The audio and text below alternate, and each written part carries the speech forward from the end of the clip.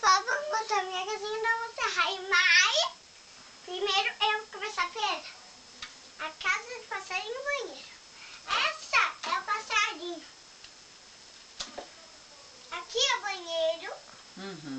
E agora é você, mostra a sala. Ah, essa sala. Vou tirar isso. Deixa eu mostrar a sala. Esse é o sofá. Mas o que eu achei muito chique nessa casinha, sabe o que é? Esse telefone. Um telefone dos antigos, né? É muito lindo esse telefone. Ai, também adorei esse cachorrinho. Esse eu já fiz. Olha, e essa é a laguna. Mostra a laguna. Laguna, que eu adoro a laguna. Vou colocar ela aqui. Esse é o piano. E aqui é a televisão. Vamos ir para a parte de baixo. Parte de baixo. A parte de baixo é o quarto. Eu já mostrei a penteadeira em 2 vídeos, né, pessoal? Então, Lembro. a penteadeira eu não vou mostrar, porque vocês já sabem o que tem.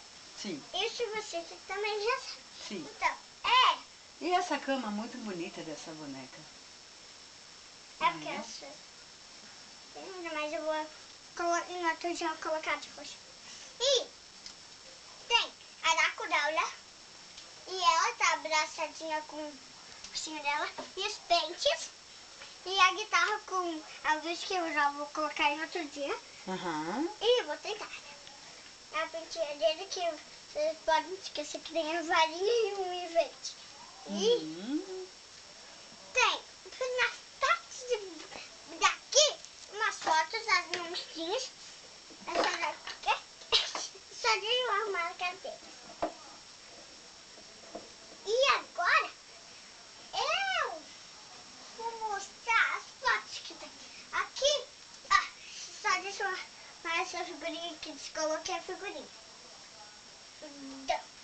Aqui é a foto da Abby, da Claudine e a frente, Laguna, não sei, mas é da Monserrat. Homem, essa não. O sofá, você não tinha me mostrado o sofá no outro vídeo.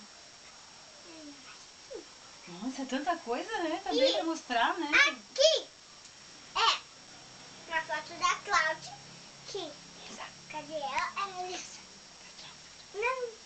Já acabou no vídeo, né? Não, o caderno, esse é o cartaz.